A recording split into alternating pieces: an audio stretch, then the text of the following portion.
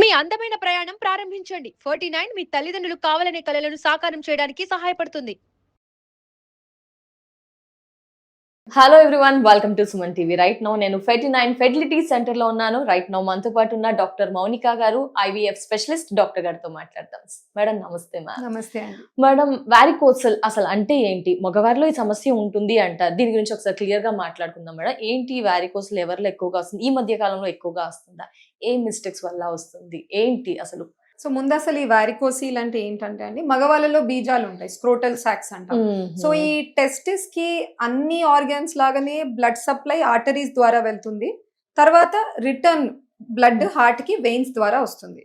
So ఈ veins లో మనకి వాల్వ్స్ అని ఉంటాయి, అంటే వెనక్కి ఫ్లో కాకుండా బ్లడ్ టువర్డ్స్ హార్ట్ వెళ్ళడానికి. సో ఈ వాల్వ్స్ ఎప్పుడైతే డిఫెక్టివ్ గా ఉంటాయో ఆ బ్లడ్ ఫ్లో బీజాల నుంచి ఎగ్జిట్ కాలేకపోతుంది. సో ఆ ఓల్డ్ బ్లడ్ అంతా కలెక్ట్ అయిపోయి బీజాల చుట్టూ చేరుకుంటుంది. దాని వల్ల ఒక వాపు లాగా తయారవుతుంది టెస్టిస్ చుట్టూ. దాన్నే మనం వారికోసీల్. వాల్వ్స్ దగ్గర ఎందుకు బ్లాక్ అవుతూ ఉంటాయి? ఎందుకు ఆ ఛాన్సెస్? అది వాల్వ్స్ కి రీజన్స్ లేవు. మోస్ట్లీ వాల్వ్యులర్ ఇన్సఫిషియన్సీ అంటాం. వారికోస్ వెయిన్స్ లాగా ఇప్పుడు మనకు లెగ్స్ లో కూడా కొంతమందికి వెయిన్స్ చూస్తూ ఉంటాం. సేమ్ అదే ప్రాబ్లం ఏమో చాలా ఎక్కువగా నడవకపోవడం, నిలిచి కంటిన్యూ, అలా రీజన్స్ ఉంటాయి. దీనికంటూ ఏం రీజన్స్? అంటే సేమ్, అంటే వాళ్ళకి పెయిన్ కంప్లైంట్స్ ఉంటాయి. బీజం దగ్గర పెయిన్ ఉండడం, డిస్కంఫర్ట్ ఉండడం, ఇవన్నీ కూడా ఎలా ఉంటాయి? వాపు వస్తుంది అక్కడ. వాళ్ళకు బాగా సివియర్ గ్రేడ్ ఉంటే వాపు ఉంటుంది, లేదా పెయిన్ ఉంటుంది, లేదా కొంతమందికి జస్ట్ డిస్కంఫర్ట్ ఉంటుంది, హెవీనెస్ లాగా. They will be feeling it. So అట్లా ఏమైనా సిమ్టమ్స్ ఉంటే డాక్టర్స్ ని అప్రోచ్ అవుతూ ఉంటారు.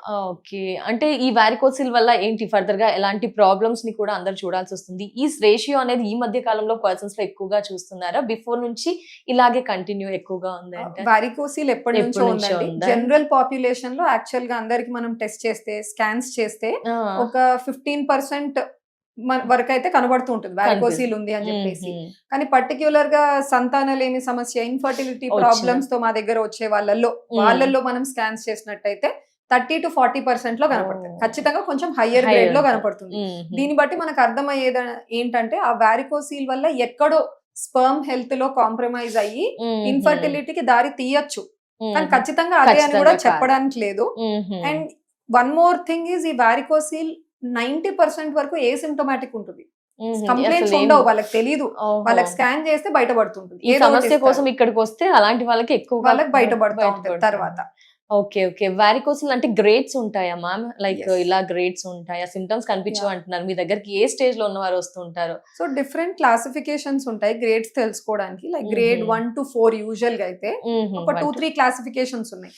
కొన్నేమో ఫిజికల్ గా ఎగ్జామిన్ చేసి గ్రేడింగ్ ఇస్తారు, అంటే ఆండ్రాలజిస్ట్ లేదా మేల్ స్పెషలిస్ట్, మెన్ కి సపరేట్ ఉంటారు డాక్టర్స్. వాళ్ళు ఫిజికల్ గా ఎగ్జామిన్ చేస్తారు. ఎగ్జామిన్ చేసి స్వెల్లింగ్ ఎలా ఉంది తెలుస్తుందా లేదా, దాన్ని బట్టి సివియరిటీ బట్టి గ్రేడ్స్ ఇస్తారు. లేదా స్కాన్ లో కనపడే సివియరిటీ బట్టి కూడా గ్రేడింగ్ ఉండొచ్చు. ఎక్కువగా మనం చూసేది ఏంటి అంటే కంప్లైంట్స్ ఉండవు, వేరే రీజన్ కి వస్తారు. సిమెన్ అనాలిసిస్ చేసినప్పుడు వీర్య కణాల పరీక్షలో ఏదన్నా మైనర్ డిఫరెన్సెస్, కణాల నంబర్ ప్రాబ్లం ఉండడము లేదా కదలిక ప్రాబ్లమ్స్ ఉంటే ఫర్దర్ గా వాళ్ళని బ్లడ్ టెస్ట్, స్కాన్ అడ్వైజ్ చేస్తాం. ఆ స్కాన్ చేసినప్పుడు చాలా మందిలో రైట్ లో గ్రేడ్ 1 ఉంది, లెఫ్ట్ లో గ్రేడ్ 2 ఉంది. సో వారికోసిల్ ఒక సైడే ఉండొచ్చు, రెండు సైడ్లు కూడా ఉండొచ్చు. అండ్ రెండు సైడ్లలో గ్రేడ్స్ సివియరిటీ ఒకటేలా ఉండకపోవచ్చు. ఒక దాంట్లో గ్రేడ్ 1 ఉండి ఇంకో దాంట్లో గ్రేడ్ 3 ఉండొచ్చు. సో అట్లా బోత్ సైడ్స్ అఫెక్ట్ అయ్యే ఛాన్సెస్ ఉంటాయి వారికోసిల్. ఈ ప్రాబ్లమ్ ని, సరే మీరు అసలు సిమ్టమ్స్ తెలియదు అంటున్నారు, ఏమైనా ముందు ప్రాబ్లమ్స్ ఇంకా ఎక్కువగా అయ్యే ఛాన్సెస్ ఉంటాయి? వస్తే కనుక ఎలాంటి ప్రాబ్లమ్స్ వస్తాయి? ముందే ఏం జాగ్రత్త పడాలి? ఫస్ట్ ఆఫ్ ఆల్ వారికోసిల్ పెద్ద ప్రాబ్లం క్రియేట్ చేసే కండిషన్ కాదండి. నేను అన్నట్టు సిమ్టమ్స్ ఉంటే మాత్రము, డైలీ లైఫ్ లో వాళ్ళకి డిస్కంఫర్ట్ కాజ్ చేస్తుంటే మాత్రం సర్జికల్ కరెక్షన్ వెళ్లాల్సి ఉంటుంది. Medical treatment, so surgical correction వెళ్తారు.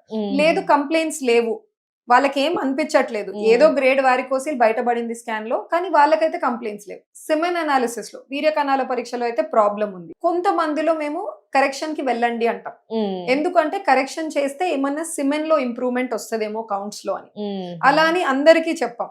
కొన్ని స్పెసిఫిక్ కేసెస్, పెళ్ళై తక్కువ టైం అవుతుంది, చిన్న ట్రీట్మెంట్స్ లోనే ఇంకా ట్రై చేస్తున్నారు, పెద్ద ట్రీట్మెంట్ కి వెళ్ళాలని అనుకోవట్లేదు. సో అలాంటప్పుడు natural remedies, life style changes అన్ని చెప్పిన తర్వాత కూడా ఇంప్రూవ్మెంట్ లేదు అంటే ఈ వారికోసిల్ ని కూడా కరెక్ట్ చేసుకొని వెయిట్ చేసి ఇంప్రూవ్మెంట్ ఏమన్నా వస్తుందా అని చెప్తాం. బట్ ఈ ఇంప్రూవ్మెంట్ కూడా పేషెంట్లీ వెయిట్ చేయాలి. సర్జికల్ కరెక్షన్ ఈ రోజు చేసి నెక్స్ట్ ఒక 5 days లో మీరు సెమెన్ అనాలిసిస్ చేసుకుంటే ఎటువంటి మార్పు రాదు. ఎందుకంటే మగవాళ్ళలో కణాలు 70 odd days కి కొత్త బ్యాచెస్ వస్తాయి. సో మీరు ఇమీడియట్ గా చెక్ చేస్తే ఆల్రెడీ ఉన్న పాత బ్యాచ్ ఏదైతే ఆ వారికోసీల్ ఓల్డ్ కలెక్టెడ్ బ్లడ్ వల్ల ఎఫెక్ట్ అయి ఉన్నాయో అదే మనకు రిప్రజెంట్ అవుతుంది. So we have to leave at least 3 months. Surgery తర్వాత ఒక 3 months తర్వాత మీరు రిపీట్ చేసి పేషెంట్ గా we have to wait improvement ఉందా లేదా అనేది చూసుకోవడానికి. Okay okay. అంటే దీనికి ఏజ్ ఏమైనా లిమిట్ ఉందా అండి? అంటే ఈ ఏజ్ లోనే వస్తుంది ఇలా ఏమైనా ఉందా? అలా ఏం లేదండి. ఈవెన్ అడాలసెంట్ ఏజ్ గ్రూప్ లో కూడా కనపడొచ్చు, తర్వాత ఏజ్ గ్రూప్ లో కూడా కనపడొచ్చు. సో ఎక్కువగా మనకు ప్రెగ్నెన్సీ కోసం వచ్చే వాళ్ళు they are always between 25 to 40 years. So ఎక్కువగా ఈ ఏజ్ గ్రూప్ లో అయితే మనం 30 to 50% వరకు వారికోసిల్ ఏదో ఒక గ్రేడ్ లో అయితే చూస్తూ ఉన్నాం. ఓకే. వారికోసిల్ వల్ల ఈ సంతానోత్పత్తి కలగదువా? కలగకపోతే ఎంత శాతం అంటారు? ఇందాక చెప్పినట్టు కాస్తే ఉంటుందా? ఎక్కువగా సమస్యగా భావించవచ్చా ఈ వారికోసిల్ ని సో సంతానోత్పత్తి? Varicocele only one of the causes ఉండొచ్చు అండి, బట్ అదే రీజన్ ఇన్ఫర్టిలిటీకి అనేది కాదు. ఏమీ లేదు. సో ఉండే ఛాన్సెస్ ఉన్నాయా? ఉండే ఛాన్స్ ఉండొచ్చు. ఉండొచ్చు. నేను అన్నట్టు అదే. సో బాగా ఇబ్బంది కణాల పరీక్షలో కదలిక ఏమైనా ఎఫెక్ట్ అయి ఉంది, వారికోసిల్ కూడా బాగా హై గ్రేడ్ లో ఉంది అంటే కొంతమంది డాక్టర్స్ కరెక్ట్ చేసుకున్న తర్వాత 3 months కి ఇంప్రూవ్మెంట్ చూసిన కేసెస్ ఉన్నాయి. అలానే అందరికి యూనివర్సల్ గా మనం సర్జరీ చేయాలి అని అయితే ఏం లేదు. ఓకే. ఇఫ్ వారికోసిల్ సమస్య ఈ IVF కి కానీ మిగతా అదర్ ట్రీట్మెంట్ సంతానం కావాలని వచ్చినప్పుడు దీన్ని ఏ విధంగా ట్రీట్ చేస్తారు? ఫస్ట్ దీన్ని సాల్వ్ చేసినాకే IVFs కి ఫర్దర్ గా అలాంటి వాటికి వెళ్తూ ఉంటారా? నాట్ నెసెసర్లీ అండి. నేను అన్నట్టు సబ్ క్లినికల్ ప్రాబ్లమ్ క్రియేట్ చేయట్లేదు, కణాల కౌంట్ లో అవన్నీ కూడా ఇబ్బంది లేదు అంటే we go forward with treatment. అయినప్పటికీ వారికోసిల్ వల్ల మనం చూసే effect DFI, DNA fragmentation index అని ఉంటుంది. ప్రతి స్పర్మ్ లో DNA లో బ్రేక్స్ వస్తూ ఉంటాయి. సో ఈ ఓల్డ్ బ్లడ్ కలెక్ట్ అవ్వడం వల్ల DNA బ్రేక్ పర్సెంటేజ్ ఎక్కువగా ఉంటే మేము IVF లాంటి ట్రీట్మెంట్స్ వెళ్ళేటప్పుడు స్పర్మ్ సెలెక్షన్ టెక్నిక్స్ అని కొన్ని ఉంటాయి, మైక్రోఫ్లూయిడిక్స్ అట్లా కొన్ని ఉంటాయి. సమ్ డివైజెస్ వి యూస్ వేర్ స్పర్మ్స్ లో ఏవైతే తక్కువ DNA బ్రేక్స్ ఉన్నాయో అవి సెలెక్ట్ చేసుకొని వేస్తాం. So we can do that.